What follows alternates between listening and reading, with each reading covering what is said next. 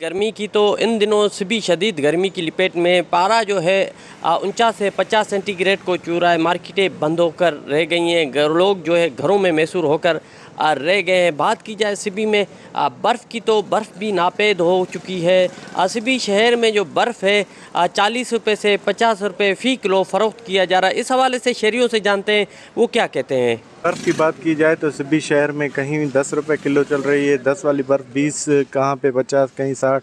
हर कोई अपनी मनमानी रेट पे बर्फ़ फ़रोख्त कर रहे हैं। फैक्ट्री के मालिकान जो सिबी की बर्फ़ है बाहर सप्लाई कर रहे हैं, जिसकी वजह से सिबी शदीद गर्मी की वजह से जहाँ पे बर्फ़ मिल रही है कहीं 50 रुपये, कहीं 60 रुपये, कहीं 30 रुपये। अदा एदा कसते बर्फ़ शार्टे में सिबिया में एदा कसते बर्फ़ 50 रुपया किलो मिला गए। ये अंधी फैक्ट्री वालों बर्फ़ा कसते दरिए इलाका राय देगन मैं एदा सिबी अमा मखलूक परेशान है। सजो बर्फ़ा एदा 50 रुपया 1 किलो मिला गए। बर्फ़ा 50 छिला 1 किलो मिला गए। ये अंधी फैक्ट्री वालों बस राय खना दरा कसते बर्फ़ा।